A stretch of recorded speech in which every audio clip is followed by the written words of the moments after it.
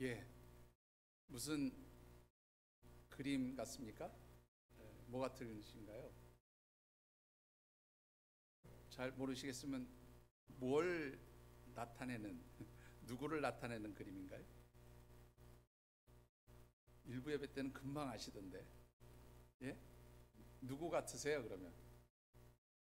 우리 혁수 형제가 한번, 예, 후쿠 선장입니다, 후쿠 선장. 그림일까요? 뭐라고 생각하십니까?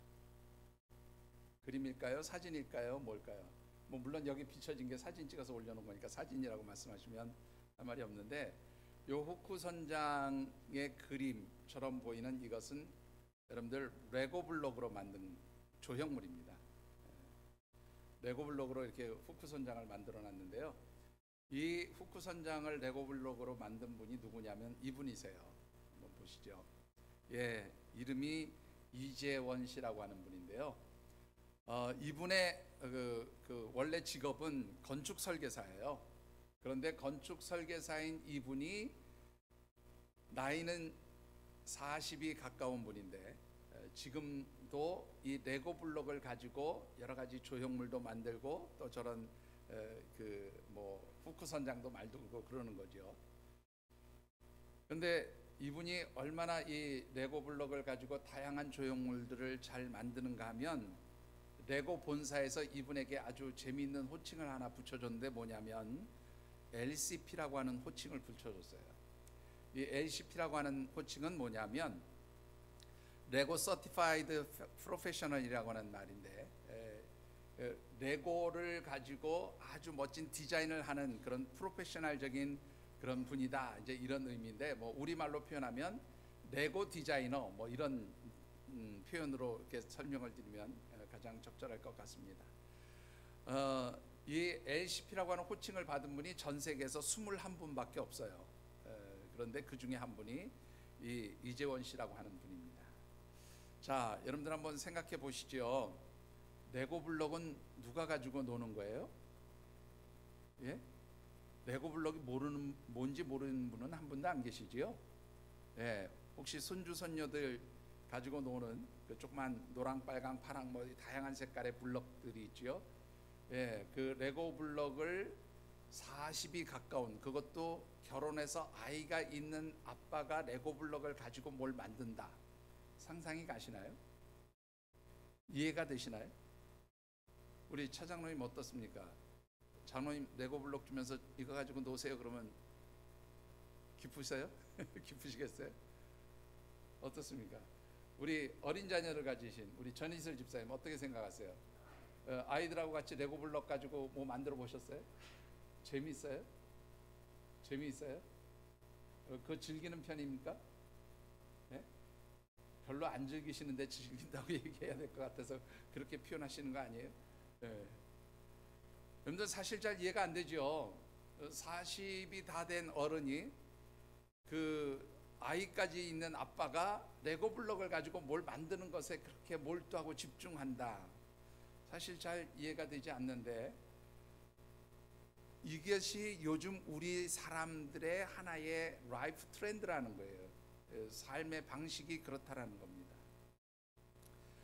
제가 지금 보여드린 것은 레고 블록을 가지고 노는 분을 하나의 예로 말씀을 드렸는데, 레고 블록뿐만이 아니라 자신이 좋아하는 취향에 따라서 자신의 시간과 돈과 그리고 정성을 다해서 어떤 대상을 향해 그야말로 진심을 다 쏟아붓는, 무엇에 진심인 그런 사람들, 그런 분들이 많이 나타나고 있다는 겁니다.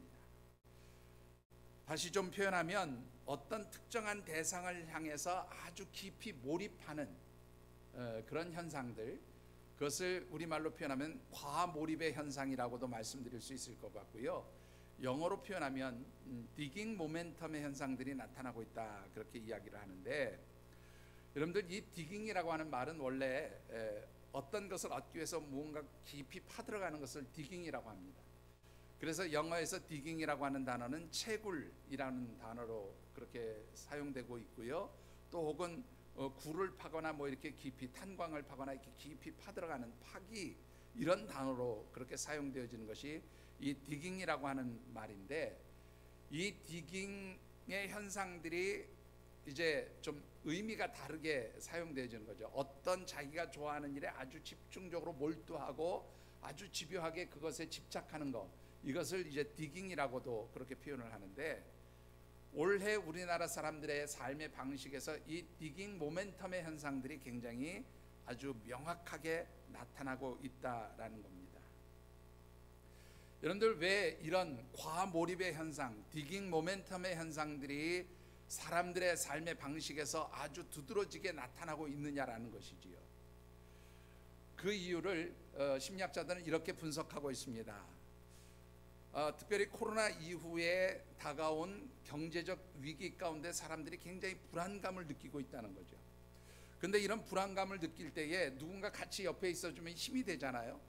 그리고 누군가 같이 옆에 있으면 의지도 되고, 그래서 좀 그 불안감을 해소할 수가 있는데, 코로나 사태를 지나면서 나타난 전형적인 현상이 뭐냐면, 이제는 철저하게 개인주의적 현상들이 나타나는 거죠. 여러분들, 코로나 기간 동안에 누구하고 같이 가깝게 지내면서 밥 먹고 친하게 지내고 교제하고 그러셨어요? 그것을 금했단 말이죠. 그러면서 이 3년의 코로나 기간을 지나면서 사람들이 다 뿔뿔이 개별적인 삶을 살아가는 그런 방식으로 바뀌어졌다는 거예요. 우리의 삶의 자리는 경제적으로 힘들고 사회적으로 불안해서 누군가 대화를 나누고 의지하고 힘을 얻고 싶은데, 그것이 다 어떻게 해요? 이제는 불가능해진 그런 시대인 거죠. 그래서 사람들이 무엇을 느끼는가 하면, 좀 전문적인 용어를 써서 죄송한데, 생존의 위협, 실존적 불안을 느끼고 있다, 그 말이에요. 그 실존적 불안감 속에서 사람들은 벗어나고 싶어하는 그러한 성향들이 생기고, 그 벗어나고 싶어하는 성향 때문에 사람들은 내가 좋아하는 그 어떤 것에 몰입하고 몰두함으로써 거기에서 기쁨을 얻고 행복을 느끼게 되어진다라고 하는 것이죠. 그래서 이런 디깅 모멘텀의 현상, 어떤 대상을 향해서 과몰입하는 현상들이 아주 두드러지게 사람들의 삶의 방식에서 나타나고 있다는 겁니다. 어떤 것을 대상으로 그렇게 과몰입할까요? 여러 가지 현상들이 있는데, 특별히 네 가지의 앞자를 따서 단어로 표현한데, 드역만소에 집중하는 경향이 있대요. 드역만소 뭘까요? 미디어 컨텐츠인 드라마, 영화, 그리고 만은 뭘까요? 만. 드역만소, 만화, 그리고 소는 소설입니다. 드라마, 영화, 만화, 소설, 이런 것에 사람들이 굉장히 몰두하는 것이 올해 아주 독특하게 나타난 특징이고요. 또 다른 것으로는 연예인들에게 이렇게 디깅 모멘텀 하는 사람들이 많이 나타난대요. 아이돌에게 특히 아주 몰두해서 40이 된 어른이 아이돌, 뭐 여자 가수 혹은 뭐 또 같은 남자 가수라도 이 아이돌을 막 이렇게 쫓아다니고 팬클럽 같은 데 들어가고 하는 이런 현상까지 나타나고 있다라는 것입니다. 자, 올해 우리나라 사람들에게서 보여지는 또 하나의 삶의 트렌드, 삶의 방식이죠. 라이프 트렌드인데, 자, 이런 사람들의 삶의 방식을 보면서 우리 하나님의 백성들, 우리 그리스도인들은 어떤 삶을 추구하면서 살아가야 될까라는 것이 고민입니다. 자, 우리 3월에 함께 묵상하는 말씀의 주제 한번 읽어보실까요? 제가 오늘 떼겠습니다. 레빗 점프. 능력을 키워야 합니다. 예, 한 번 더 읽어보시죠. 레빗 점프. 영적 능력을 키워야 합니다. 예, 올해가 토끼해라고 하는데, 이 토끼해에 여러 가지 불안한 요소들, 경제적이고 사회적인 어떤 불안 요소들이 우리를 굉장히 두렵게 하고 걱정하게 만들고 근심하게 만드는 거지요. 이것은 뭐 우리나 세상 사람들이나 다 똑같은데, 이런 어떤 사회적 환경의 어려움, 경제적 어려움 속에서 사람들은 어떻게 해요? 살아남기 위해서, 생존하기 위해서 자기들 나름대로 다양한 삶의 방식을 추구한다는 것이죠.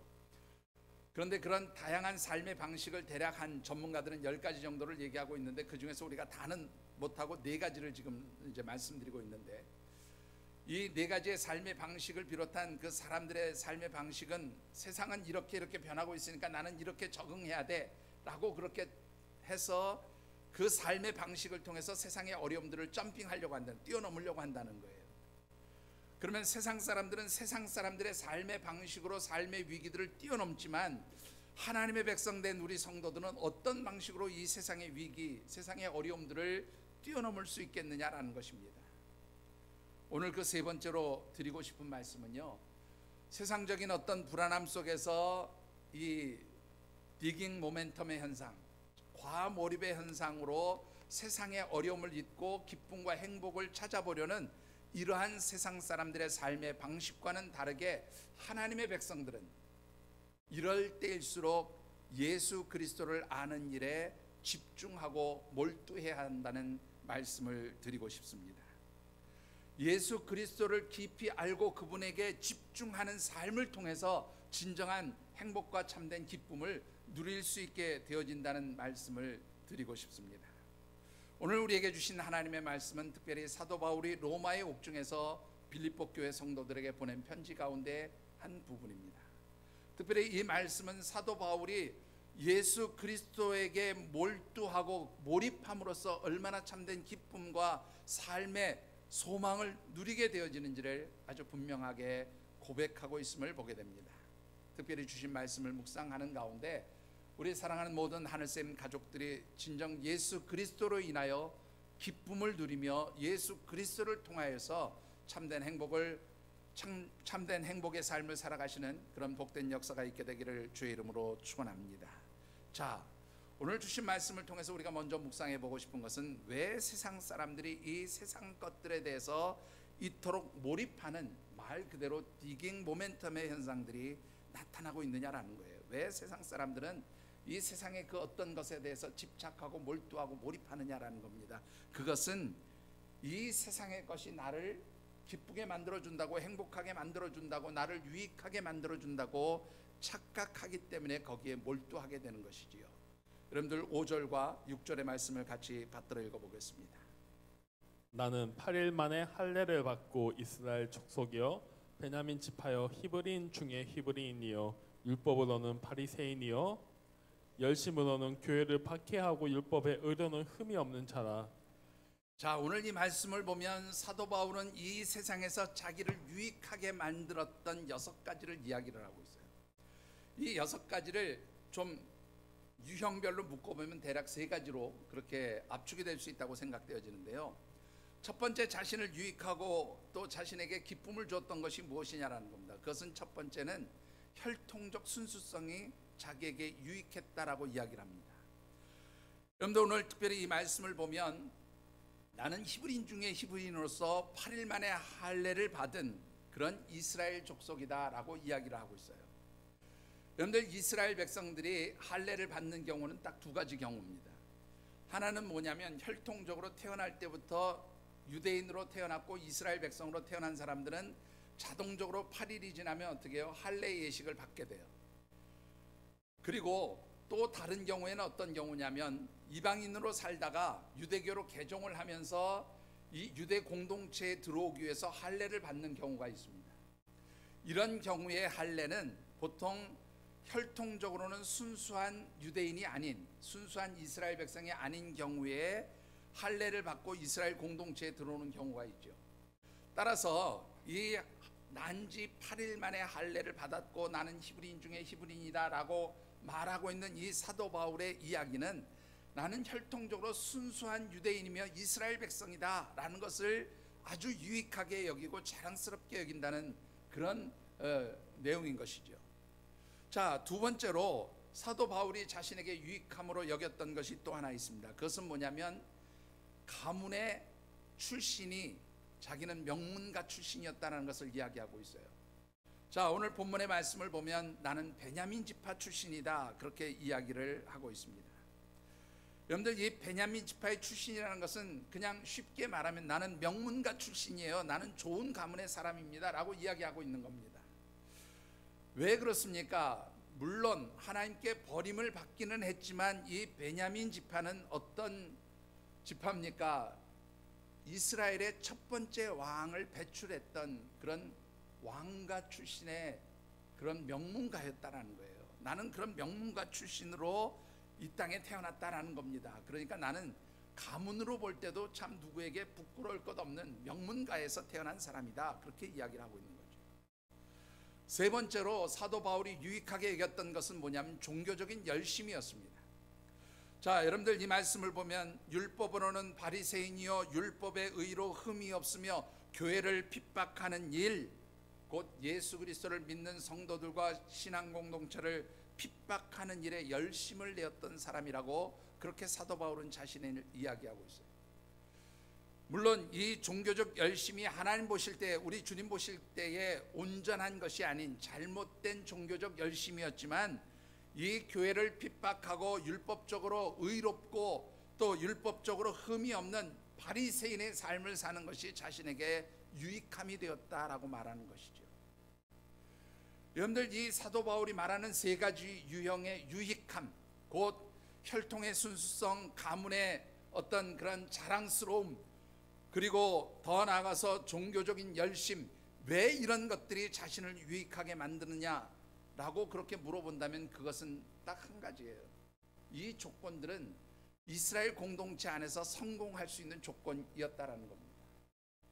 사도 바울이 이 세 가지 유형의 그런 좋은 조건들만 있었던 사람은 아닙니다. 오늘 본문에는 기록되어 있지 않지만 여기에 두 가지 정도를 더 해볼 수가 있겠죠.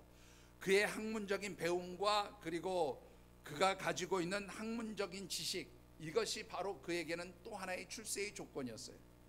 여러분들이 잘 아신 대로 사도 바울은 가말리엘 문화에서 학업을 공부를 했던 그런 사람입니다. 이 가말리엘 문화는 사도 바울이 활동하던 그 시대, 특별히 이스라엘의 모든 사상적 기반에 대한 이론적 근거를 제공했던 학파가 있는데, 이게 바로 힐렐 학파예요. 이 힐렐 학파를 대표하는 최고의 학자가 바로 가말리엘이었습니다. 바로 그 가말리엘 문화에서 사도 바울은 공부했다는 거예요. 요즘으로 얘기하면 당대 최고의 대학, 가장 좋은 대학에서 가장 최고의 지식을 배운 엘리트 중에 엘리트였다라고 그렇게 지금 말할 수 있는 것이죠. 거기에 덧붙여서 사도 바울은 나면서부터 로마의 시민권을 가지고 있었던 사람입니다. 사도 바울과 대화를 나눴던 천부장이 어떻게 당신은 나면서부터 로마의 시민권을 가지고 있었느냐, 나는 나면서부터 시민권을 가진 사람이 아니라고 이야기를 하는 것을 볼 수가 있어요. 로마의 천부장이면 어떻습니까? 굉장히 고급 군 지휘관이에요. 그런 사람도 쉽게 가질 수 없는 그런 로마의 시민권을 가졌다는 것을 요즘으로 표현하면 그야말로 상위 몇 %에 속하는 최고의 신분을 가진 사람이었다는 것을 의미하기도 합니다. 로마의 시민권, 그리고 당대 최고의 학문과 지식을 배우고 소유한 그런 엘리트 지식인, 명문가, 바리새인 중에 바리새인으로서 종교적 열심이 있고 그야말로 혈통적으로는 순수한 유대인, 이 5가지의 모든 조건들은 사도 바울을 유익하게 만드는, 이것을 통해서 사도 바울은 행복할 수 있고 성공할 수 있고 출세할 수 있는, 그래서 참으로 자신에게 좋은 유익함이 되는 그러한 조건들이었다라는 거예요. 그런데 오늘 본문에 보면 사도 바울은 그 자신에게 유익함을 주는 그 모든 조건들을 해로운 것으로 여기게 되었다라고 그렇게 말하고 있는 것을 보게 됩니다. 여러분들, 이 해롭다라고 하는 말은요, 헬라어 성경을 보면 제미아라고 하는 단어를 쓰는데, 이건 뭐냐면 손해, 손실, 그런 뜻이에요. 도움이 되는 것이 아니라 이것으로 인해서 무엇인가 장애물이 왔고 걸림돌이 되었다, 그런 뜻입니다. 여러분들, 왜 이 좋은 조건들, 출세하기에 좋은, 성공하기에 최고의 좋은 조건들을 가진 사도 바울이 그 조건들이 내 삶에 장애물이 되고 걸림돌이 되었다고 말하고 있는 것이냐라는 것이죠. 그 이유는 나중에 다시 상세하게 말씀드리겠지만, 오늘 본문에서 뭐냐면 예수 그리스도를 아는 것, 다른 말로 표현하면 내가 영적으로 성장하고 영적으로 진보하는 일에 있어서 그 모든 것들이 뭐가 되었다고요? 걸림돌이 되었다는 거예요. 그 모든 것들이 장애물이 되었다는 겁니다. 세상에서 성공과 출세를 보장하는 그 모든 조건들이 예수 그리스도를 깊이 아는, 예수 그리스도에게 몰두하는 일에는 어떻게 해요? 걸림돌이 되고 장애물이 되었다라고 그렇게 고백하고 있는 것입니다. 사랑하는 성도 여러분, 오늘 여러분들의 삶의 자리에서 여러분들을 몰두하게 만들고 여러분들을 집중하게 만들고 여러분들이 정말로 소중하게 여기는 그 어떤 것들이, 그 어떤 행동이나 일들이 존재하고 있느냐 한번 생각해 보시기 바랍니다. 만일 나로 하여금 소중하게 여기고 몰입하게 만드는 그 어떤 취미, 그 어떤 일, 그 어떤 행동들이 있다면 그 취미나 행동이나 일이 내 삶에 있어서 어느 정도의 우선순위를 가지고 있는 그런 가치가 되어지느냐도 한번 생각해 보시기 바랍니다. 만일 여러분들이 그 몰입하고 또 집중하고 소중하게 여기는 그 어떤 일이나 어떤 그런 취미나 혹은 어떤 행동들이 만일 예수 그리스도를 알고 그분을 따라가며 하나님을 섬기는 것보다 더 귀하게 여겨진다면, 그것이 더 우선순위에 있다면 그것은 바로 오늘 여러분들의 영적 성장과 영적 진보에 걸림돌이 되고 장애물이 되고 여러분들의 삶에 있어서 해로운 것이 되어진다는 이 사도 바울의 고백을 다시 한번 깊이 묵상해 보기를 바랍니다. 여러분들, 주님보다 중요한 것이 없습니다. 우리 하나님을 경외하고 주님을 깊이 묵상하고 그분을 따라가는 그 삶보다 더 귀하고 더 소중하고 더 몰두하고 더 집중해야 될 것은 이 세상에 어떤 것도 존재하지 않는다라고 하는 것입니다. 사랑하는 성도 여러분, 여러분들에게 있어서 정말로 주님보다, 우리 하나님보다 더 소중한 것이 존재하지 않게 되기를 주의 이름으로 축원합니다. 여러분들, 사도 바울은 이 세상적으로 유익하게 여기던 모든 조건들을 그래서 해로운 것으로 여기는 순간 오늘 본문에 보면 그것을 어떻게 했다고 고백하고 있습니까? 8절의 말씀을 같이 받들어 읽어보겠습니다. 또한 모든 것을 해로 여김은 내 주 그리스도 예수를 아는 지식이 가장 고상하기 때문이라. 내가 그를 위하여 모든 것을 잃어버리고 배설물로 여김은 그리스도를 얻고. 예, 그토록 세상에서 유익하게 여기는 것을 사도 바울은 이제 뭐처럼 여긴다고요? 배설물처럼 여겼다. 그런데 이 배설물처럼 여겼다는 말이요, 좀 우리 점심도 먹기 전인데 이런 얘기하면 좀 그렇지만 한마디로 얘기하면 똥처럼 여겼다는 얘기잖아요. 뭐 똥처럼 여겼다는 얘기도 되고요. 또 어떤 그 번역을 보면 이렇게도 얘기합니다. 여러분들, 음식물 먹다가 남은 거 짬밥이라 그러나요? 먹다 남은 음식들 다 쌓아놓으면 그거 먹으라 그러면 먹을 수 있겠어요? 절대로 못 먹죠. 그거 보기도 싫죠. 그런데 오늘 배설물이라는 말이 바로 먹다 버린 음식물이라는 의미도 있어요. 그것이 무엇이 되었든 간에 먹다 버린 음식물처럼 보이든 아니면 똥처럼 여기든지 그것은 절대로 가치 있는 것이 아니죠. 소중한 것이 아니에요. 귀한 것이 아니에요. 그것은 버려야 할 것이에요. 근데 사도 바울은 내가 그토록 유익하게 여기는 것, 이것을 가지면 내가 세상에서 출세할 수 있고 성공할 수 있고 그래서 나를 행복하게 만들어줄 것이라고 생각했던 그 모든 조건들을 어떻게 해요? 똥처럼, 먹다 버린 음식물처럼 그렇게 다 여겼다라고 고백하고 있는 것입니다. 문제는요, 이 세상에서 귀하게 여기는 것들, 귀하게 여기는 조건들, 이 세상에서 나를 정말로 행복하게 만들어주고 나를 정말로 기쁘게 만들어줄 것 같은 그 모든 조건들을 포기하니까 여러분들 문제가 하나 발생했어요. 어떤 문제가 발생합니까? 여러분들 여기에 보면 사도 바울이 이런 고백을 합니다. 8절을 다시 한번 보시겠습니다. 제가 읽겠습니다. 또한 모든 것을 해로 여기면 내 주 그리스도 예수를 아는 지식이 가장 고상하기 때문이라. 내가 그를 위하여 모든 것을 잃어버리고 배설물로 여긴 것은, 여기서 잃어버렸다라는 말은 무슨 뜻인가 하면 손해보았다는 말이에요. 내가 손해보았습니다.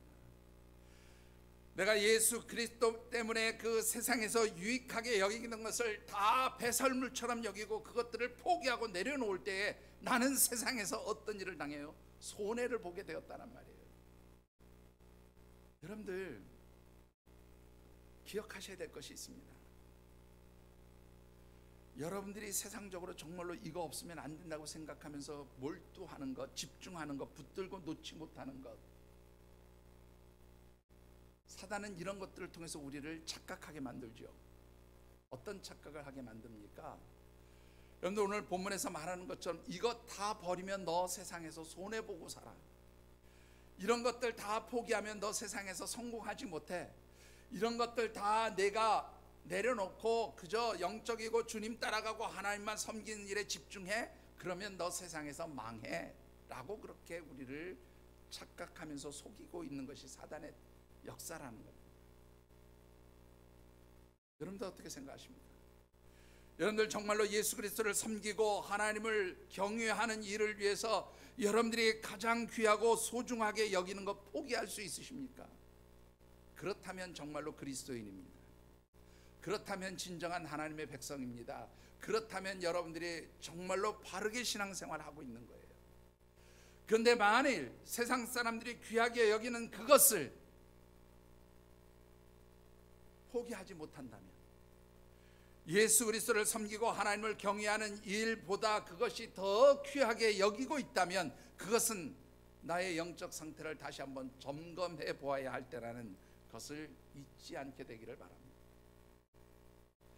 여러분들, 사단이 우리를 속이는 또 하나의 방식이 있습니다. 자, 이건 놓치면 손해봐, 망해, 그러니까 너 이거 절대로 포기하지 마 라고 그렇게 속이는가 하면 그 반대의 경우도 존재하죠.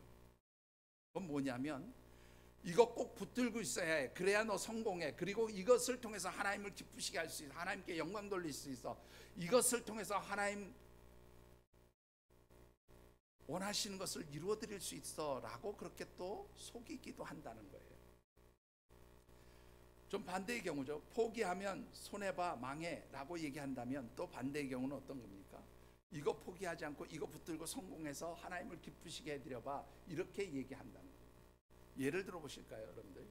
마태복음 4장에 보면 예수님께서 예수님께서 사단에게 시험 받으시는 장면이 기록되어 있습니다. 그런데 사단이 예수님을 시험할 때 두 번째 시험과 세 번째 시험이 무엇이었는가 기억하십니까, 여러분들? 두 번째 시험은 성전 꼭대기에 올라가서 뭐 하라고요? 뛰어내리라. 그러면 하나님이 천사를 보내서 너 다치지 않게 잘 보호해 줄 거야. 뛰어내려봐. 이렇게 유혹합니다. 왜 사단이 이런 유혹을 할까요, 여러분들? 여러분 한번 생각해 보시죠. 높은 성전 꼭대기에서 뛰어내렸는데 안 죽었어요. 살았어요. 와, 너 특별한 존재네. 야, 너 대단한 사람이구나.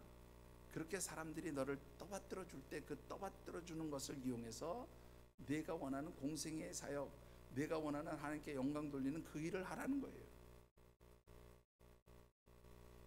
그런가 하면 세 번째 유혹이 뭐였습니까? 세 번째 시험은요, 높은 산 꼭대기에 올라가서 천하 만국과 그 영광을 보여주면서 이렇게 얘기합니다. 너 나한테 절 한 번만 하면 이거 너 다 줄게. 세상의 모든 부귀와 영화와 권력을 너에게 다 줄 터이니 나한테 절만 한번 해라. 그러면 네가 소유한 그 부귀, 영화, 권력을 가지고 무엇할 수 있다. 그거 가지고 복음 전해. 그거 가지고 하나님 영광 돌려. 그것을 통해서 하나님이 원하시는 일을 해 라고 그렇게 예수님을 유혹하는 거예요. 그런데 여러분들, 하나님의 일은, 하나님을 기쁘시게 하는 일은, 하나님께 영광을 올려드리는 방식은 사단이 말하는 그런 방식으로 하나님께 영광을 올려드리는 게 아니에요.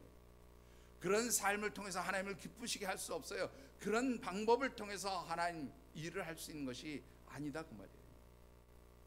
그런데 사단은 우리에게 그 세상 것에 몰두하고 세상 것에 집착해서 하나님의 것, 영적인 것을 소홀히 여기도록 이것이 있어야 내가 하나님께 영광 올려드릴 수 있는, 이것이 있어야 내가 하나님의 일을 할 수 있는, 성공할 수 있는 그런 사람이 된다고 착각하게 만든다는 것이죠. 여러분들, 이런 사단의 눈속임에 여러분들이 착각하고 속지 않게 되기를 주의 이름으로 축원합니다. 여러분들, 세상의 것으로 절대 영적인 것을 이룰 수 없어요. 여러분들이 몰두하고 집착하고 붙들고 있는 그 세상적인 어떤 것들을 통해서 하나님과 교통할 수 있는 통로가 열리지 않는다라는 것입니다. 여러분들, 어떻게 해야 하나님과 우리가 깊이 영적으로 교통할 수 있을까요? 어떻게 해야 하나님의 백성으로서 하나님께 영광 올려드리는 삶을 살 수 있을까요? 오늘 사도 바울은 자신이 이렇게 유익하게 여기던 것을 마치 해로운 것으로 여기고 배설물처럼 버리게 된 이유를 아주 분명하게 밝히고 있습니다. 여러분들 8절을 다시 한번 같이 받들어 읽어보겠습니다. 또한 모든 것을 해로 여김은 내 주 그리스도 예수를 아는 지식이 가장 고상하기 때문이라. 예, 거기까지만 읽읍시다. 무엇이 가장 고상하기 때문이라고요? 예수 그리스도를 아는 지식이 가장 고상하기 때문이다. 그래서 이 모든 것들을 나는 다 어떻게 해요? 포기하고 버렸다는 거예요. 배설물처럼 여겼다는 거예요. 도대체 예수 그리스도를 아는 지식이란 무엇입니까? 여러분들, 이 예수 그리스도를 아는 지식, 여기서 말하는 지식이란 말은요, 헬라어로 그노시스라고 하는 단어를 쓰는데, 이 그노시스란 말은 히브리어로 말하면 야다와 같은 단어예요. 야다와 같은 단어. 여러분들, 우리가 무엇인가를 알게 되는 여러 가지 방법들이 있죠. 대부분 우리가 알게 되어지는 것은 뭐 공부하면서 지식으로 습득해서 알게 되는 경우가 많지요. 근데 여기서 말하는 이 그노시스 혹은 히브리에서 말하는 야다라고 하는 말은 뭐냐면 체험적인 지식을 의미합니다. 경험적인 것을 의미해요. 여러분들, 사도 바울이 언제 예수 그리스도를 알게 됩니까? 그가 믿는 자들을 핍박하고 성도들을 옥에 가두기 위해서 다메섹 도상으로 가는 중에 큰 빛 가운데, 환한 빛 가운데 임재하시고 또 자신을 부르시는 예수 그리스도 주님을 만나게 됩니다. 바로 그 주님을 만난 영적 경험, 그 체험이 세상의 그 어떤 것보다 가장 귀하고 소중하고 값어치 있는 것으로 여기기 시작하면서부터 자신은 그 모든 것들을 다, 세상적인 것들을 포기하고 버렸단 말이에요. 여러분들, 여기서 고상하다는 말은요, 휘페레콘이라고 하는 단어를 쓰는데, 이 휘페레콘이라는 단어는 휘페르라고 하는 단어고 에코라는 단어가 합성된 단어예요. 휘페르라는 말은 무엇을 뛰어넘는 가치가 있다 그런 말이고요. 에코라는 말은 소유하다라는 말이에요. 내가 지금 세상에서 그토록 집착하고 가지기 원했던, 나를 유익하게 만든다고 생각했던 그 모든 조건들이 더 이상 뭐예요? 똥처럼 여겨지고 먹다 버린 음식물처럼 그렇게 값어치 없게 여겨지는 이유는 바로 예수 그리스도를 만난 그 경험, 그 영적 체험이 나에게 무엇이 되었다고요?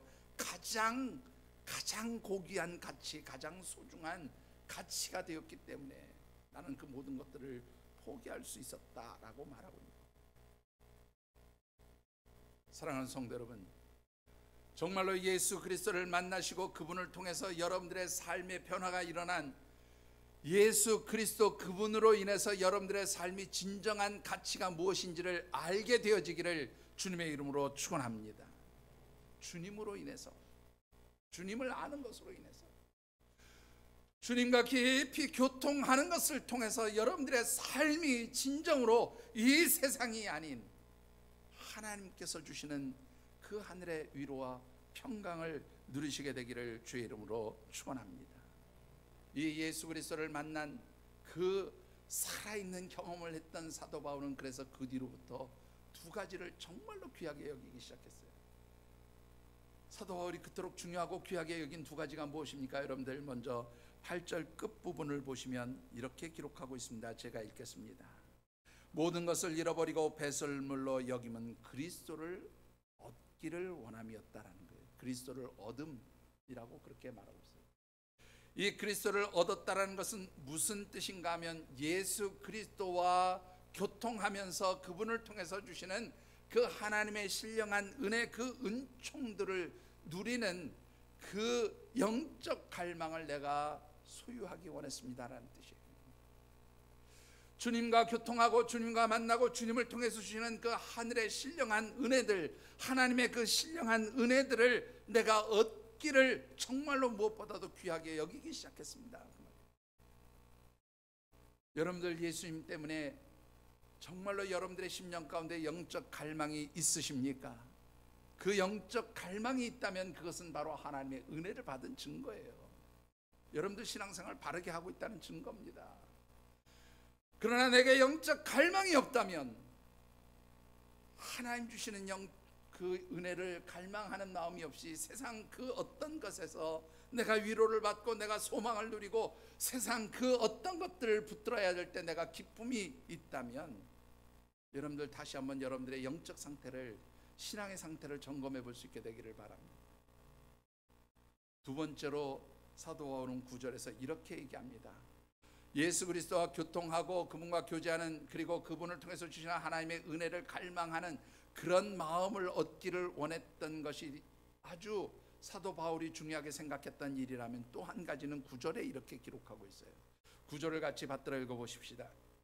그 안에서 발견되라 함이니 내가 가진 의는 율법에서 난 것이 아니요 오직 그리스도를 믿음으로 말미암은 것이니 곧 믿음으로 하나님께로부터 난 이라. 예, 그 안에서 발견되려 함이니 라는 말은 예수 그리스도 안에서 내가 발견되기를 원합니다 라는 말인데, 그 이후의 문장을 쭉 정리해서 설명하면 예수 그리스도 안에서 예수님의 의로우심 같이 나도 의롭다고 그렇게 인정받기를 원했다라는 말이에요. 내가 예수님처럼 의롭게 되는 것을 내가 그토록 중요하게 생각했습니다라는 말이에요.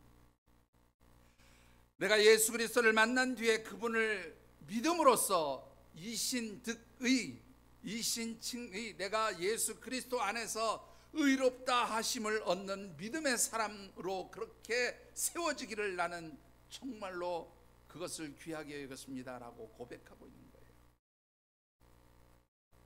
여러분들, 주님 안에서 여러분들이 진정 의로움의 삶을 누리시게 되기를 주의 이름으로 축원합니다. 주님으로 인해서 내가 의롭습니다. 내가 무슨 공로가 있고 힘이 있고 능력이 있고 내가 무엇을 잘해서 의로운 자가 아니라, 나는 아무것도 아닌 존재이지만, 나는 무익한 존재이지만 오직 내가 예수 그리스도를 만나고 그분을 믿음으로써 나는 하나님의 자녀로 의롭다 인정하심을 받은 그런 하나님 백성, 하나님 자녀가 되었습니다. 이런 고백이 오늘 저와 여러분들의 고백이 되어지기를 주님의 이름으로 축원합니다. 바로 이런 삶을 통해서 사도 바울은 궁극적으로 무엇이 이루어지기를 원했습니까? 여러분들 10절과 11절의 말씀을 같이 받들어 읽어보겠습니다. 내가 그리스도와 그 부활의 권능과 그 고난의 참여함을 알고자 하여 그의 죽으심을 본받아 어떻게 해서든지 죽은 자 가운데서 부활에 이르려 하노니. 예, 사도 바울이 주님을 만나고 그 영적 경험을 통해서 하나님 주시는 은혜들을 누리며 하나님과 영적으로 교통하며 하나님 백성으로 살아가면서 궁극적으로 자기는 무엇을 이루기를 갈망했는가 하면, 바로 주님의 부활하신 같이 나도 부활하는 하나님의 백성, 하나님 자녀가 되기를 원했다라는 거예요.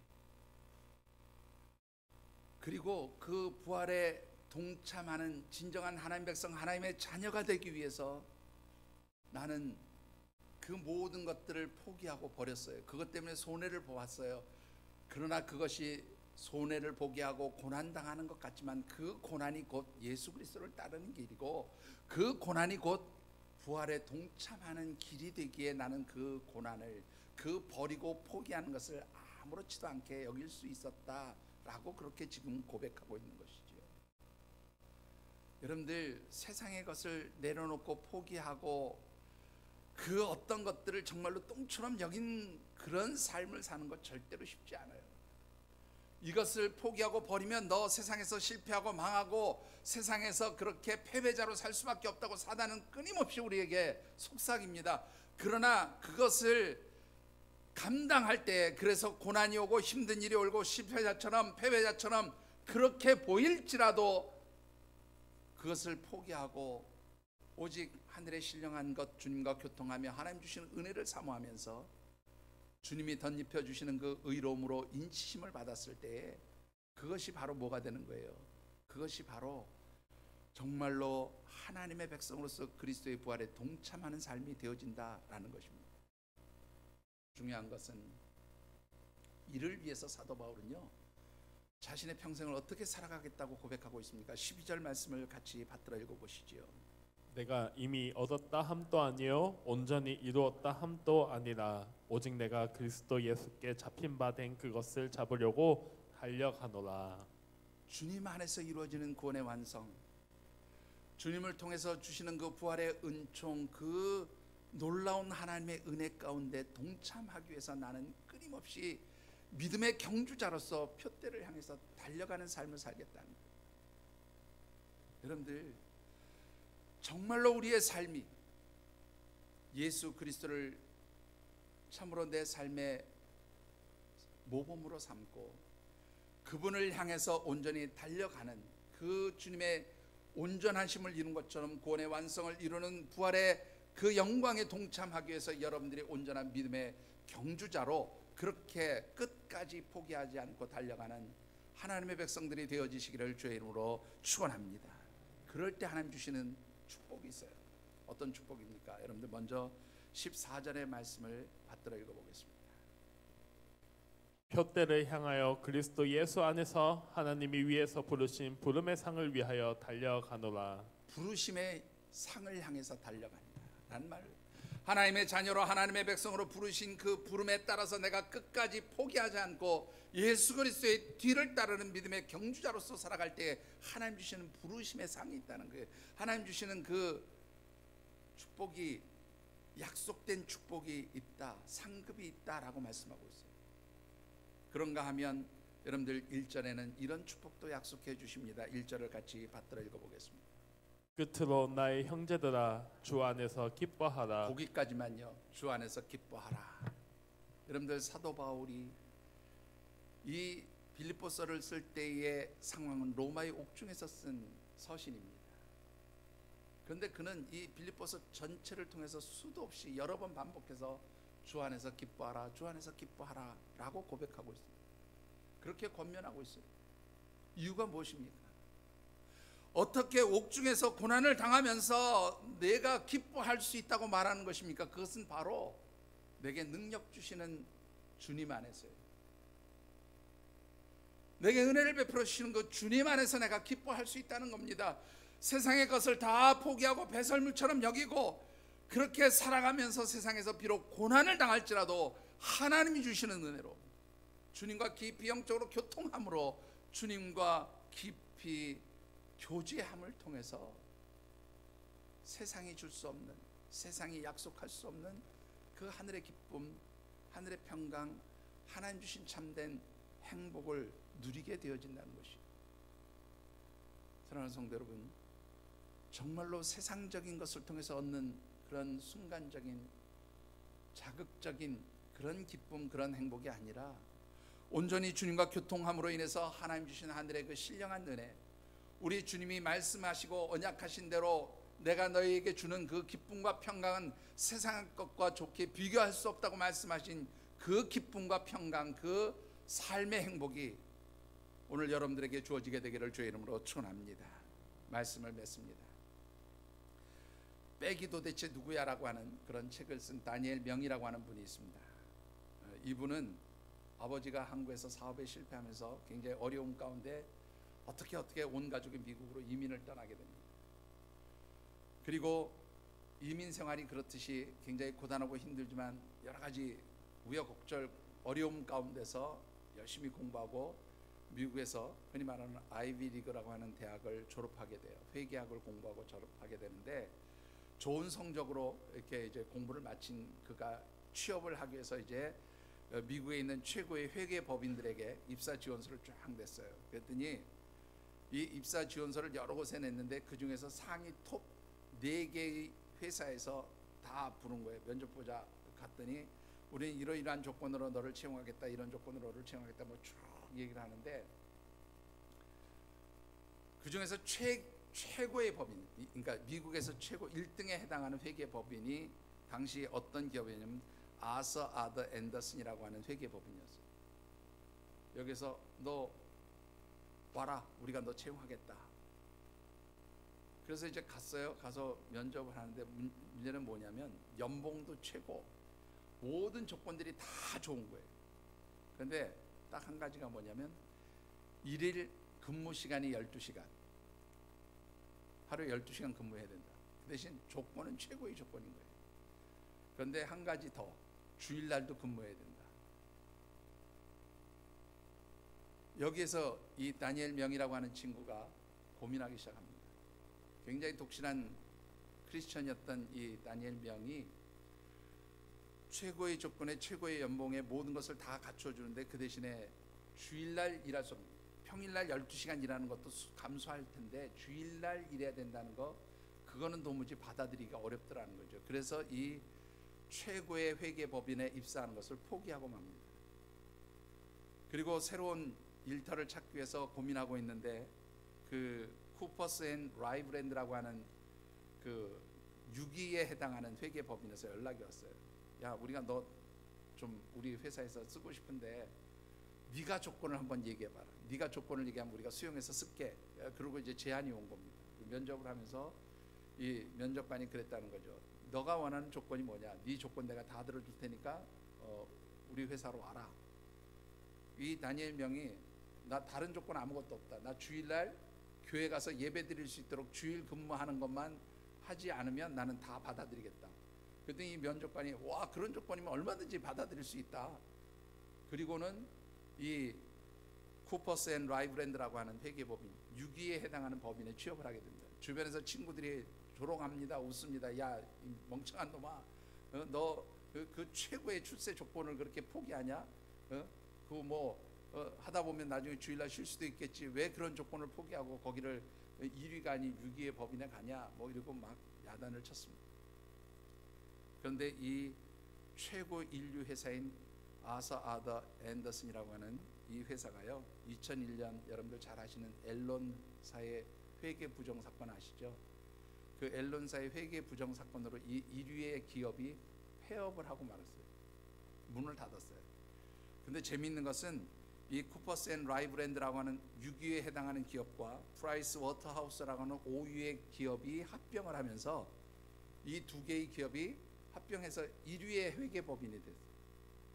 6위의 회계법인, 하나님 섬기고 경외하는 일을 위해서 모든 것들을 포기했더니 오히려 하나님께서는 그를 1위의 회계법인의 직원으로 그렇게 바꿔주셨다라고 그렇게 그는 고백하고 있습니다. 여러분들, 하나님을 위해서 주님을 경외하고 하나님을 섬기고 주의 일을 위해서 내가 세상의 것들을 포기하고 내려놓고 배설물처럼 여길 때, 그리고 주님께 집중하고 주님께 몰두할 때 하나님께서는 우리에게 참으로 하늘의 기쁨, 하나님께서만이 주실 수 있는 참된 행복의 삶을 여러분들에게 허락해 주실 줄 믿습니다. 정말로 하나님의 백성으로서 그렇게 주님께 몰두하며 살아가시는 우리 귀한 믿음의 가족들, 우리 하나님의 백성들이 되어지시기를 주의 이름으로 축원합니다. 기도하겠습니다.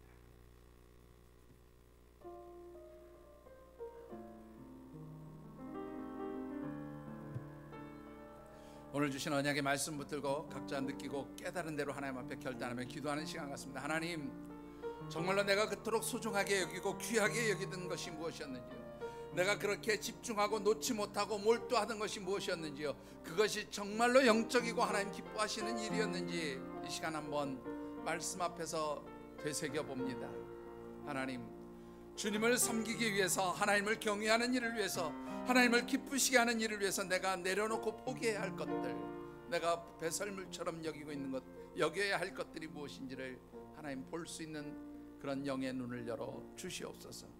그래서 정말로 세상의 것들을 포기할 때 하나님 기뻐하시는 우리 주님께 몰두하는 그런 삶이 될 때에, 주님께 집중하는 삶이 될 때에, 주님을 아는 것에 참으로 내 삶이 드려질 때에 하나님 세상에서 누릴 수 없는 기쁨이 있게 하시고 세상 사람들이 원하는 그 행복함이 하나님으로부터 주어지는 삶이 되어지도록 저희들을 붙들어 주시옵소서. 각자 느끼고 깨달은 대로 결단하며 기도하는 시간 같습니다. 사랑의 아버지 하나님, 하나님의 은혜와 도우심을 간구하는 기도 하나님 붙들어 주시고 인도하여 주시옵소서.